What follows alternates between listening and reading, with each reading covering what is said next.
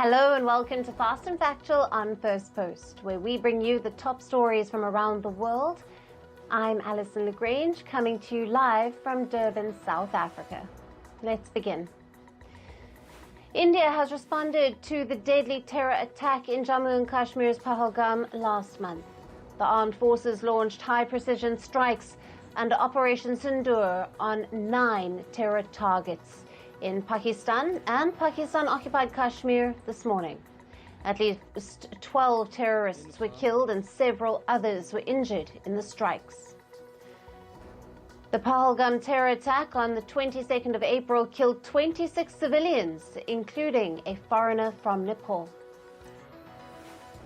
Meanwhile, several videos showed the destruction caused by Indian strikes in Pakistan and Pakistan-Occupied Kashmir. Footage showed a mosque being destroyed and people running out onto fields and into open areas.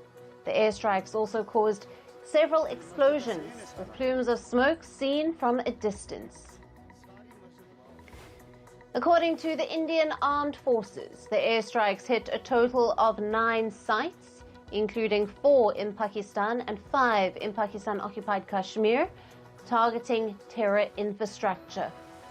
The targeted facilities were associated with banned terror groups such as Jaish-e-Mohammed and Lashkar-e-Taiba.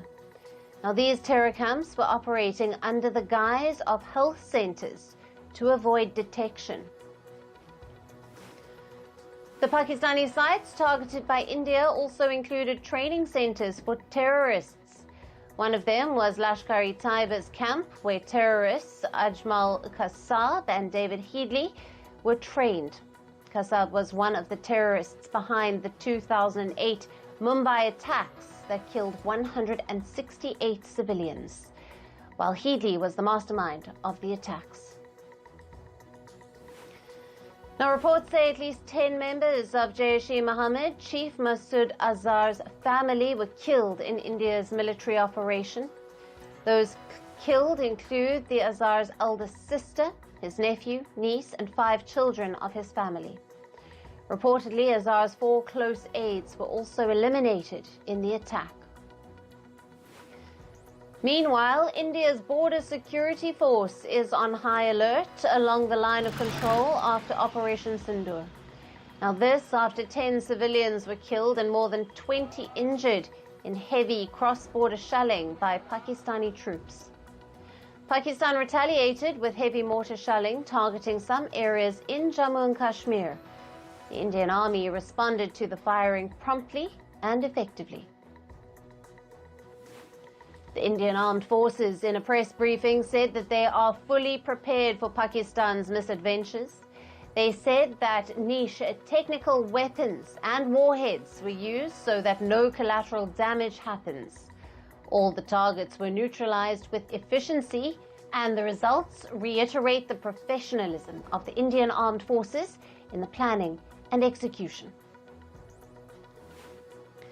The Indian Armed Forces also revealed that Operation Sindoor was based on critical inputs and to counter terror activity.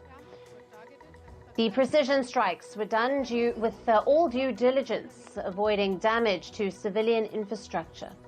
India also listed the terror camps that were targeted in the latest strikes.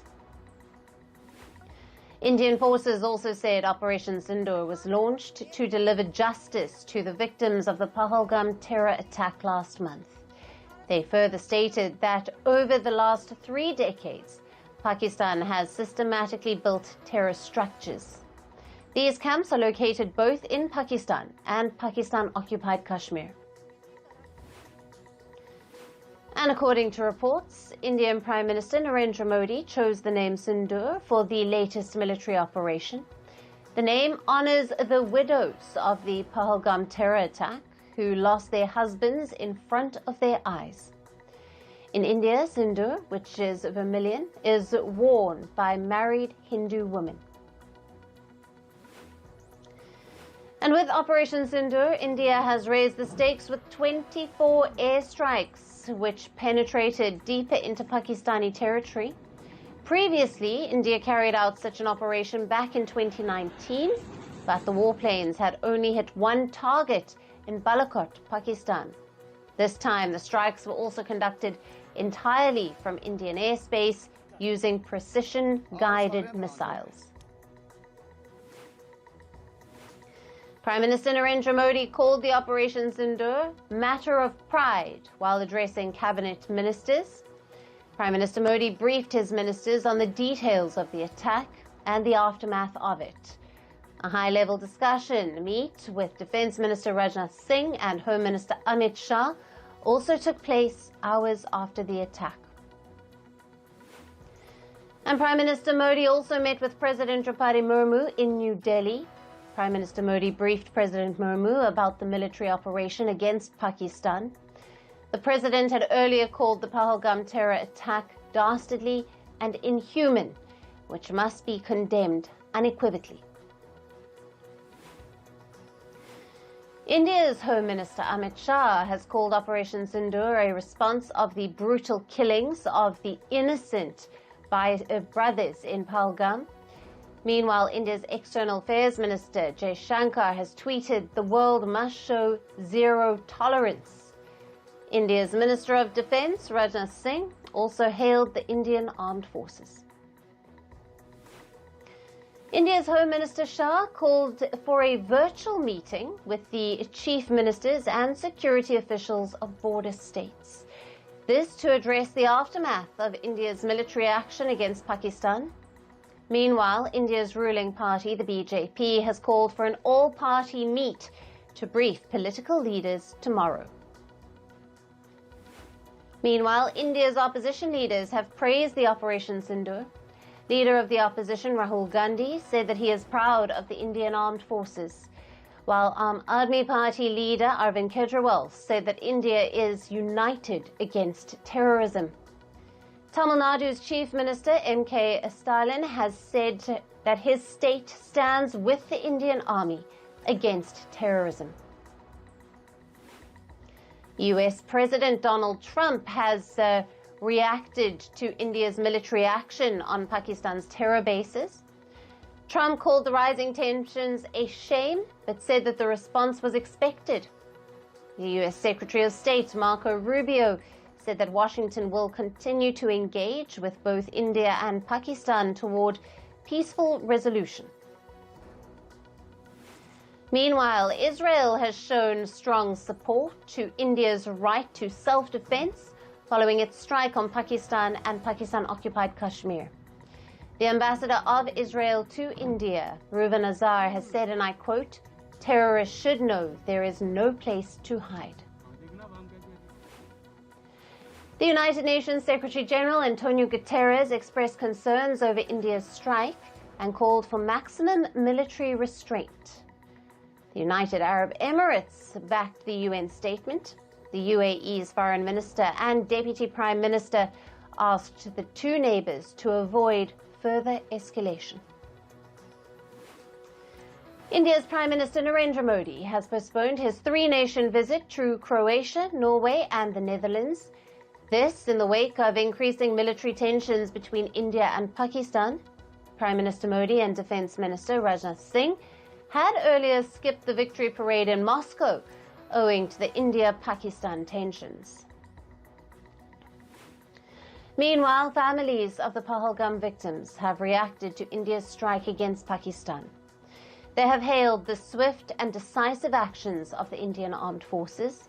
One of the victims said, and I quote, "We had hoped the government would respond effectively, and we're glad they did. We believe that in the future, too, the Prime Minister will teach Pakistan a lesson," end quote. Indians praised the military strikes on Pakistan and Pakistan-Occupied Kashmir. People were seen chanting in celebration, saying, "Glory to Mother India, glory to Indian Army." Now, a resident of Jammu and Kashmir said, and I quote, "This is a very good move. India has given a commendable reply to Pakistan, and we are happy that this happened." A group of tourists in Pahalgam celebrated India's Operation Sindoor. One tourist said, and I quote, "We are visiting Pahalgam fearlessly as the Indian Army is with us. Another operation should be carried out to finish the terrorists. Several flights in India were cancelled after the country launched airstrikes against Pakistan. Prominent airlines Indigo and Air India issued travel advisories regarding the cancellation and suspension of flights. SpiceJet also confirmed that several airports in northern India will remain shut. Schools and colleges will remain closed in 5 border districts of Jammu. The University of Kashmir also cancelled exams which were scheduled to take place today. The decision comes after Indian armed forces struck terror camps across the border. And following the strikes, India's stock markets opened lower as investors remain cautious and priced in geopolitical risks. The Nifty 50 opened 0.6% lower and the Sensex was down by 0.2% in the early hours. Several states in India are holding mock war drills today to assess civil defense readiness across 244 designated districts. The exercise, extending down to the village level, will test air raid warning systems, communication links with the Indian Air Force, and control room functionality. Pakistan Prime Minister Shehbaz Sharif called the Indian strikes an act of war and vowed retaliation. Sharif also called a National Security Council meeting after India destroyed the terror hideouts in his country. The Pakistani government has closed its airspace for all traffic for 48 hours. And Pakistani social media handles uploaded old and doctored videos after India's military strikes. Pakistani journalists uploaded old visuals of military plane crashes. Social media users claimed that these were Indian jets which were shot down by the Pakistani military.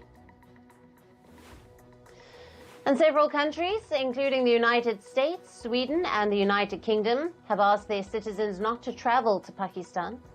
The U.S. Department of State has explicitly warned U.S. nationals against visiting Balochistan and Khyber Pakhtunkhwa provinces. The advisory comes amid heightened tensions between the two neighbors after India struck deep inside Pakistani territory. And that's all on this edition of Fast and Factual. Thank you for watching. Stay tuned to Firstpost.